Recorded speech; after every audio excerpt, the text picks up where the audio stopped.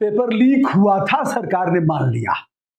परीक्षा की शुचिता तार तार हुई, इसे भी सरकार ने मान लिया। जो बच्चों का संघर्ष था, उत्तर प्रदेश पुलिस के अभ्यर्थी थे, उनके 24 घंटे के संघर्ष के आगे सरकार ने घुटना टेक दिया और कह दिया हम फिर से एग्जाम कराएंगे। जांच एसटीएफ को सौंपी गई है और कहा जा रहा है कि इस पर कठोर कार्रवाई होगी, हम उनकी कमर तोड़ देंगे जिन लोगों ने भी ऐसा किया है। लगभग 300 के करीब साल्वर गैंग के सदस्य पकड़े गए हैं। दोस्तों, लखनऊ के इको गार्डन पार्क में लगातार अभ्यर्थियों की संख्या बढ़ती जा रही थी। उसमें बच्चे भी थे, बेटियां भी थी और सब एक ही मांग कर रहे थे, री एग्जाम, पुनः एग्जाम कराया जाए। और लगभग 1,500 से अधिक इसमें उन अभ्यर्थियों ने शिकायत किया था बोर्ड के सामने और भेजा था, साक्ष्य दिया था। सबसे बड़ा साक्ष्य तो उनके इंस्पेक्टर ने ही दे दिया था, जिसने अपराध दर्ज किया था लखनऊ के कृष्णानगर थाने में। उसने कहा था कि यह सुनियोजित तरीके से नकल कर रहा था। इसके 147 प्रश्न हल किए गए थे। प्रश्न क्रमवार भले ही न हो जो प्रश्न पत्र दिए गए थे, लेकिन प्रश्न वैसे ही थे हूबहू और उसके सटीक उत्तर थे। 2377 परीक्षा केंद्रों पर परीक्षाएं आयोजित की गई। कई जगह इस तरह के मामले आए, विशेष रूप से लखनऊ के कृष्णानगर में और मैनपुरी के अलावा और भी कई जनपदों में इस तरह की शिकायतें आई और अभ्यर्थियों ने लगातार कहा कि जो पेपर लीक हुआ है हम समझौता नहीं करेंगे, एकमात्र इसका हल यही है कि पुनर्एग्जाम कराया जाए। अब योगी सरकार पीछे हट गई है इस मामले में।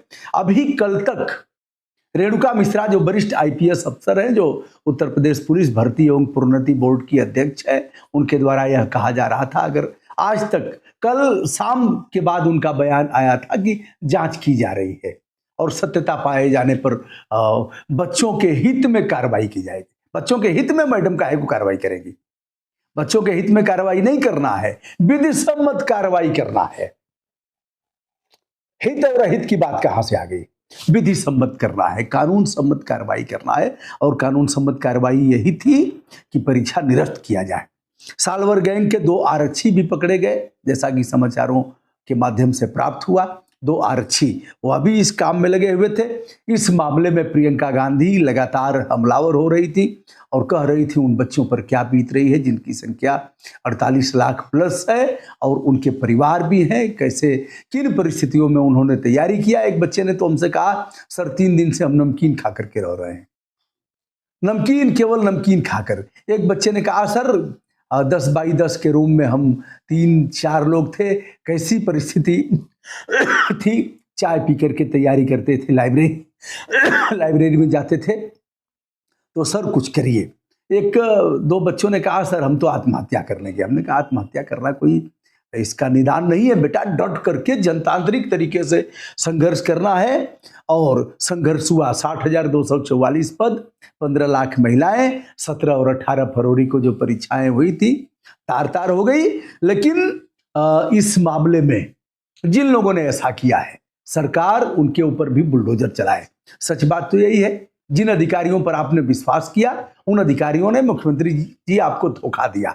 बार बार वह कहते रहे कि नहीं नहीं, यह सब किसी भी तरह पेपर लीक नहीं हुआ है, यह मनगढ़ंत है और इस तरह का फैलाया जा रहा है, यह मिथ्या अभिकथन किया जा रहा है। उन पर क्या करेंगे आप, जो अभी कल तक यह बात कह रहे थे? एक्शन उनके ऊपर भी होना चाहिए, जिससे कि उनके अंदर डर पैदा हो और इस प्रकार की पुनरावृत्ति फिर कभी ना हो। विशेष रूप से मैं कहना चाहूँगा, उत्तर प्रदेश भर्ती एवं प्रोन्नति बोर्ड के ऊपर कार्रवाई हो और जिस एजेंसी ने परीक्षा कराया है उसको भी नाप दिया जाए।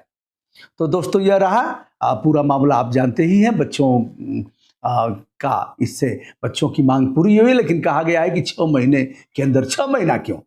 अरे सब कुछ ठीक ठाक है, फार्म भरा गया है और सारी व्यवस्था करा दीजिए ना, 15-20 दिन में तो परीक्षा हो जाएगी। ये कोई बड़ा काम थोड़ी ही है। लेकिन अब 6 महीने का मतलब कि अब बीच में चौकीदार की भर्ती आएगी। चौकीदार हो जाइए, मैं भी चौकीदार हूँ। फिर बूथ पर डट जाइए, डटने के बाद फिर भर्ती का इंतजार करिए। एक बार फिर से लग जाइए। ऐसा ही है, अखिलेश यादव ने भी इस पर सीधे सीधे आड़े हाथों लिया था, राहुल गांधी ने भी लिया था, अमिताभ ठाकुर ने सबसे पहले इस मामले को उठाया था। तो यह रहा मामला, बच्चों की जीत है। मैं उनसे कहना चाहूंगा आगे भी आपको कानून हाथ में नहीं लेना है, जनतांत्रिक मूल्यों और आदर्शों तथा सिद्धांतों का पालन करते हुए गांधी बाबा जी ने जो रास्ता बताया है उस रास्ते का पालन करना है। यह वाक और अभिव्यक्ति की आजादी का अधिकार है, संविधान ने दिया है, कोई फोकट में हमको थोड़ा ही मिला है। यह देश के लोकतंत्र के सबसे पवित्र ग्रंथ ने दिया है, संविधान ने, वाक और अभिव्यक्ति की आजादी का अधिकार, उसका प्रयोग करते रहना है। दोस्तों, मैं हूं ब्रजभूषण दुबे और इस जीत पर आपको बधाई देता हूं, साथ में अनुरोध करता हूं कानून हाथ में नहीं लेना है और डट करके संघर्ष वहां तक करना है जहां तक हमारी सीमाएं हैं और जब तक उनकी चूलें न हिल जाती हैं, लेकिन संघर्ष उसी मामले पर करना है जहां हम ठीक हों, सत्य मामले को लेकर के आवाज उठाना है। सादर नमस्कार, बहुत बहुत धन्यवाद।